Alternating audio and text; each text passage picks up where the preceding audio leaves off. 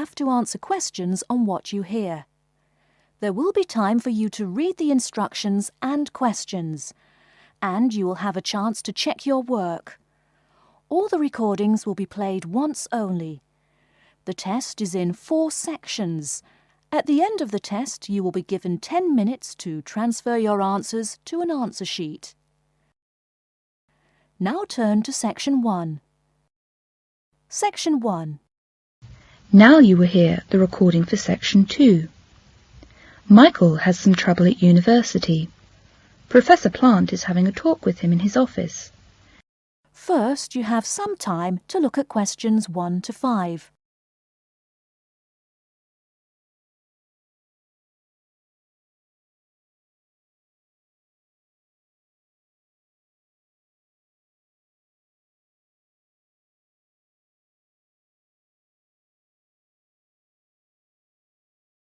Come in, come in.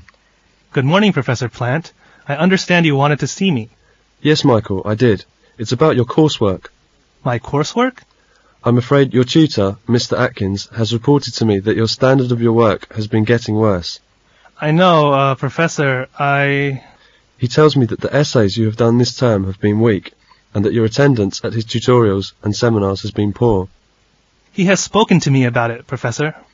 At this stage, Michael, your coursework is very important. I understand from Mr. Atkins that you are capable of an upper second, and it would be a pity to ruin your chances of a good degree, wouldn't it? Yes, it would. Michael, I think you should do 2 things. The first is to cut down on your union activities. I understand you do a lot in the student union. And the second is to see one of our welfare tutors, to discuss any problems you may have. I'd like you to make an appointment to do that as soon as possible. All right, Professor. I'll expect to hear that your coursework has improved. Good morning, Michael. Good morning, Professor, and thank you. Michael is in the welfare office.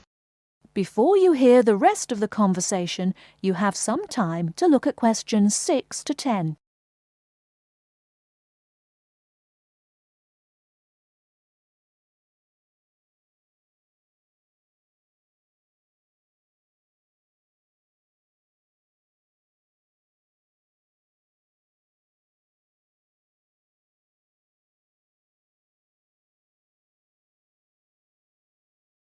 Now listen and answer questions 6 to 10. I hope I'm not late, Miss Baxter. I have an appointment for 11 o'clock. Professor Plant asked me to come. Take a seat, please. My name's Michael Andrews. I'm in my last year. Oh, yes. You're chairman of the Social Science Society, aren't you? That's right. That's one of my problems. It's been taking up too much time. Surely there must be another student who could take over the job. Yes, there is someone, I suppose. There isn't anything else worrying you, is there, Mr. Andrews? Anything personal, I mean? At home? Financial? You needn't feel embarrassed. There may be something I can do to help. I'm in debt. Surely you have a reasonable grant. Yes, I have, but this term's hasn't come yet, and I borrowed some money when I bought a car. I see. Now this person, well, actually he's a friend. Now he wants his money back. That seems natural enough. How much do you owe him? £100. Well, I'm afraid it's against our policy to lend money to students. The only solution seems to be to sell the car. Otherwise, you'll be short of money all term. Yes, I suppose so. In any case, I'll ask your county to send your grant as soon as possible. Thank you very much. Michael is talking to his friend Tessa in the students' coffee bar. Cheer up, Mike. You look really down in the dumps. What's the matter? I've seen the professor this morning and the welfare tutor. They've advised me to resign as chairman of the Social Science Society. Resign? But you've done it so well. Yes, I know, but I can't get through my work, and I've got finals coming up. I intended to work really hard last vacation, but you know what happened. I suppose it is best to resign, Mike. Peter can take over. That's not all. There's a bigger blow. Money, I suppose. Well, I owe Jim £100. What for? The car, was it? You are a fool, Mike. I can't see how an economist can be so silly about money. I'll just have to sell the car. Well, cheer up. You can always use my bike. That is the end of section 1. You now have half a minute to check your answers.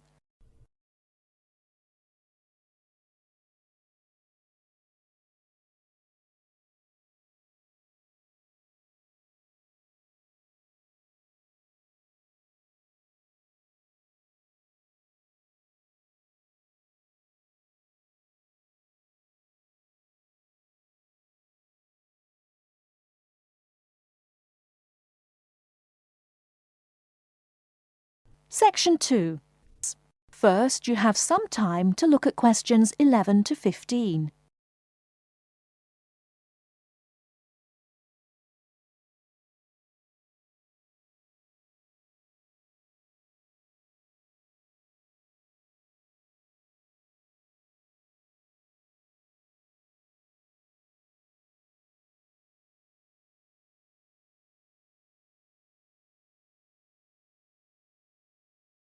Now, listen carefully and answer questions 11 to 15. Mark has talked about a small animal. I'm going to give you a talk about a very big one. It's the giraffe, a tall, long-necked, spotted ruminant. Male giraffes are usually about 6 meters tall. Half of the giraffe's height comes from its neck, which is longer than its legs. A baby giraffe is 2 meters tall at birth. It can stand up by itself within a few minutes and can run well in about 2 days. A giraffe has big brown eyes which are protected by very thick lashes. Since it lives in parts of Africa which are usually dry with a great deal of dust, the lashes are an important source of protection. It can also cover its nostrils in order to protect its nose. It has 2 short horns on its head. Like the camel, the giraffe can go a long time without drinking water. One source of water is the leaves which the giraffe eats from trees. Since it is so tall, the giraffe can reach the tender leaves at the top of a tree. Giraffes usually live in small herds and often feed with other animals. Giraffes have 2 methods of self-protection. If something frightens an adult giraffe, it can gallop away at about 50 kilometers per hour, or stay to fight with its strong legs. Well, that's all I know about giraffes. Before you hear the rest of the talk, you have some time to look at questions 16 to 20.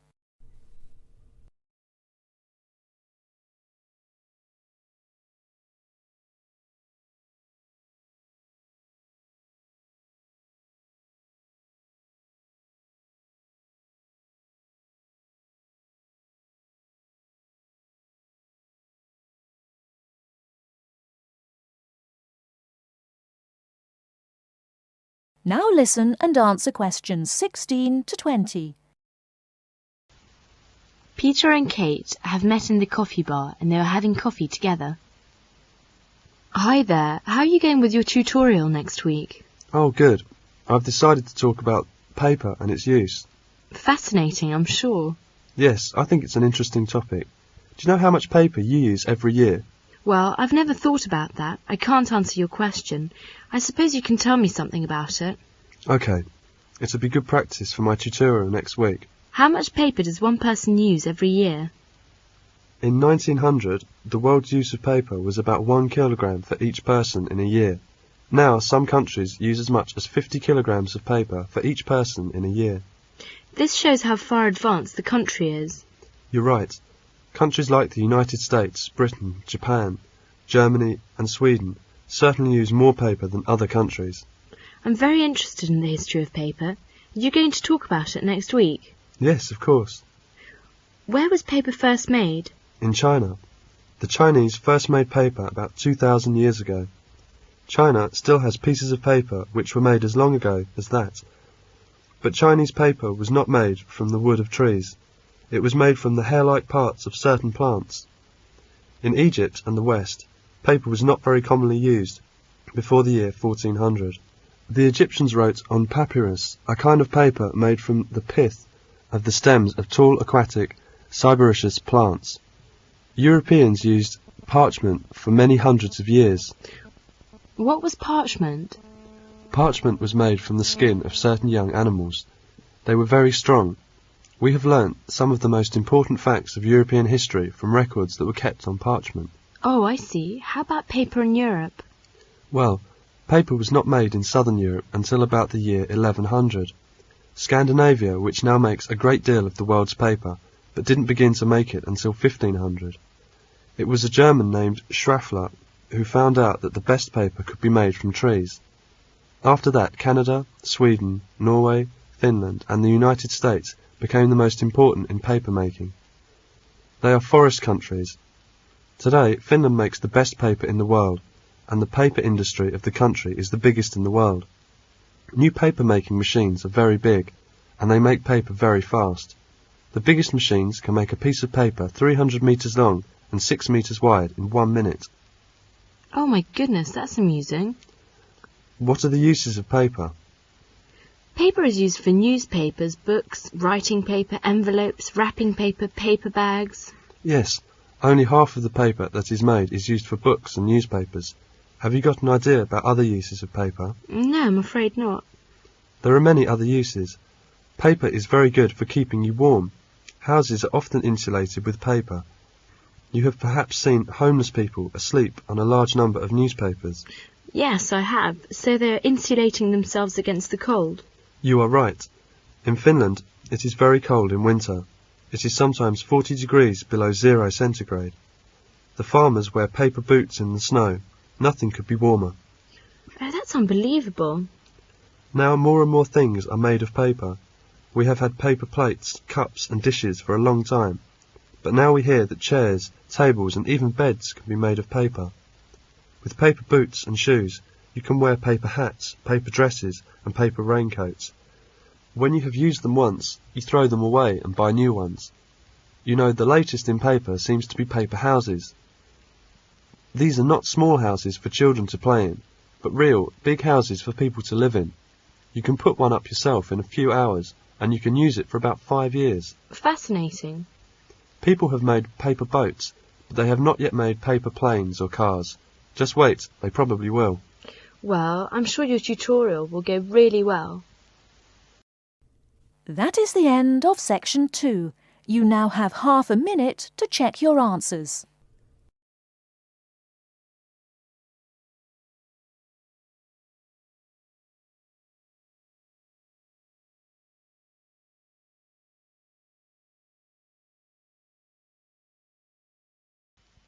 Now turn to section 3. Section 3. In this section, you will hear 2 talks about London's parks and some interesting places. Look at the forms and fill the missing information in the correct boxes. Look at questions 21 to 33. Note the examples that have been done for you.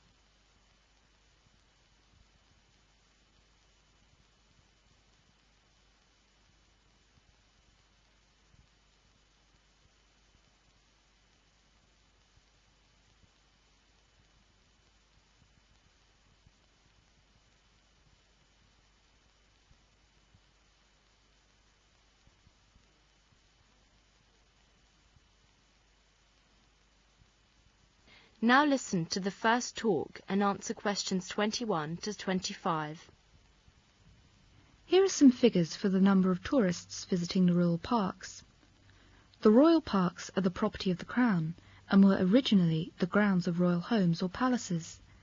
In central London, these include Hyde Park, originally a hunting forest belonging to Henry VIII.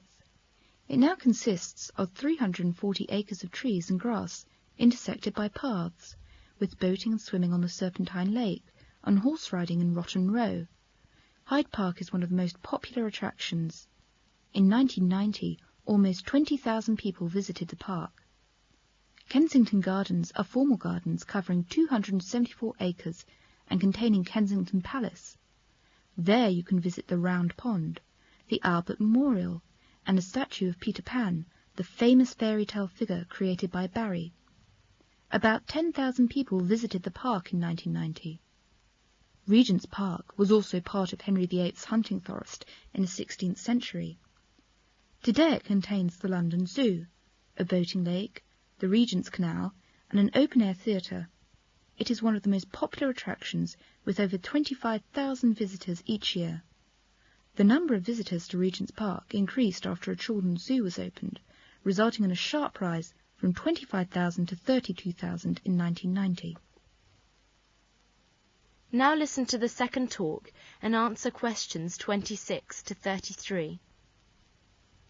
Tick the relevant boxes in each column. First, look at questions 26 to 33.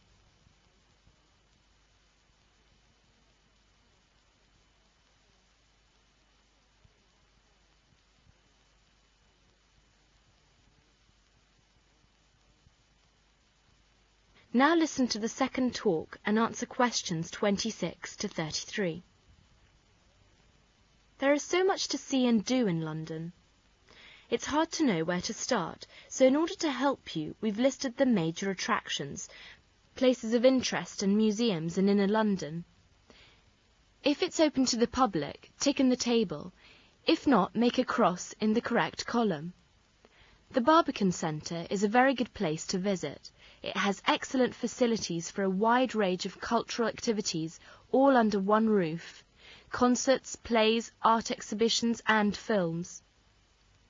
Home of the world-famous London Symphony Orchestra and the Royal Shakespeare Company, it also offers informal events and performances at lunchtime, early evening and at weekends. It is open from 9 o'clock in the morning until 11 o'clock at night. Mondays to Saturdays from noon to 11 p.m. Sundays and public holidays. For performances, telephone 01 6384141 extension 218. The underground stations are Moorgate and Barbican.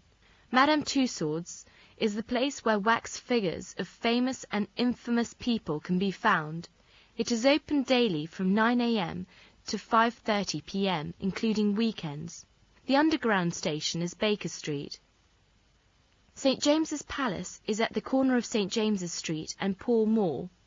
It is a royal palace within walking distance of Piccadilly Circus and is not open to the public. The chapel is open to the public for the Sunday morning service at 11:15. You can get off at Green Park Underground Station. The Museum of London illustrates the history and topography of London from prehistoric times to the present day. Admission is free. Opening times Tuesdays to Saturdays from 10 a.m. to 6 p.m. Sundays 2 p.m. to 6 p.m. You can get off at St Paul's Barbican and Moorgate Underground stations. Buckingham Palace is the London home of the Queen. When the Queen is in residence, the royal standard is flown from the flagstaff. It is generally not open to the public. However, visitors are admitted to the Queen's Gallery. The underground stations are Victoria, St James's Park and Green Park. You are welcome to London and we hope you have an enjoyable time here. Thank you. That's the end of section 3. You now have half a minute to check your answers.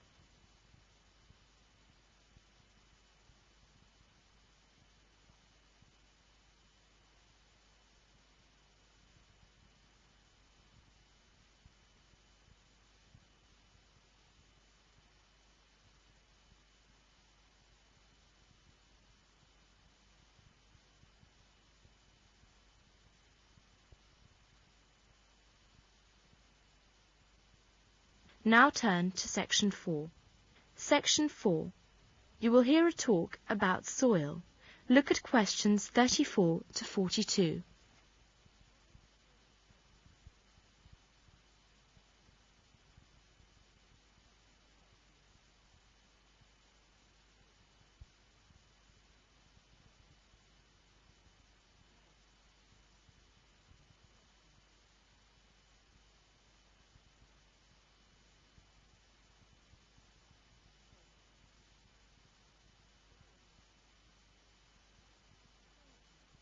Now listen to the talk and answer questions 34 to 42. Hello, and welcome to today's lecture. Today we turn our attention to the soil. As you know, soil is made up of stones, sand, clay and loam. It also contains air and water. Stones are small pieces of rock. They are larger than the other parts of soil. The stones in the soil are of all shapes and sizes. When stones break up, they form grains of sand. The soil on the beach is mainly made up of sand. Since the grains of sand are quite big, there are many large spaces between them. Air is found in most of these spaces. Sometimes water too is found in these spaces, but water can run through these spaces very quickly. When water runs through, the sand becomes dry again. If you pick up some sand between your thumb and your forefinger, you can feel the size of the grains. Clay is made up of very small grains or particles. These particles are so small that we can hardly see them. They lie very close to each other. The spaces between them are very small. They do not contain much air. If you pick up some dry clay, it feels powdery. Wet clay is sticky and dries very slowly. This is because water does not run through it quickly. Clay holds the water back. Loam is a mixture of clay and sand. It also contains humus. Humus is made up of pieces of dead animals and plants. Loam is the best type of soil because it contains air, water and humus. Humus is important for plant growth. It also has many types of salts.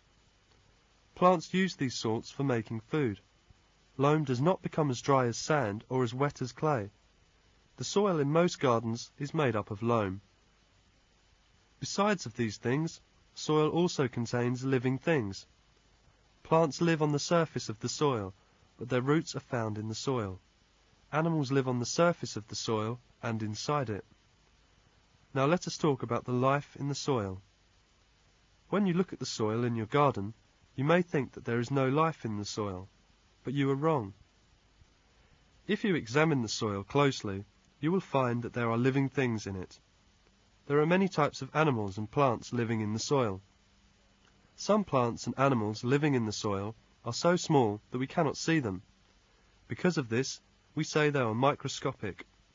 Germs, or microbes, are microscopic forms of life. Many germs live in the soil. Some of these germs can cause diseases. Others are useful because they live on dead animals and plants. Besides germs, there are other thread-like plants called algae living in the soil. Microscopic animals called protozoans are also found in the soil. There are many insects living in the soil. Some of them, like white ants and mole crickets, live in the soil throughout their lives. Others only live in the soil when they are adults. Insects, like grasshoppers, dig holes in the soil and lay their eggs in these holes. Many types of ants live in the soil. Some insects which dig into the soil have legs which are specially made for digging. The mole cricket is such an insect. Most of the insects living in the soil eat dead plant parts like dried leaves. Loam is the best soil for them because it contains a lot of dead plant parts. Other animals like centipedes, scorpions and millipedes also live in the soil. Centipedes and scorpions live on other small animals which they kill with their poison. Millipedes live on dead plant remains. All three types of animals are very useful to plant life. Many different types of worms live in the soil. They are earthworms, roundworms, sandworms and flatworms. Rats, moles and rabbits are animals which they make their homes in the soil also. We'll discuss these animals in our next talk. Thank you. That is the end of section 4. You now have half a minute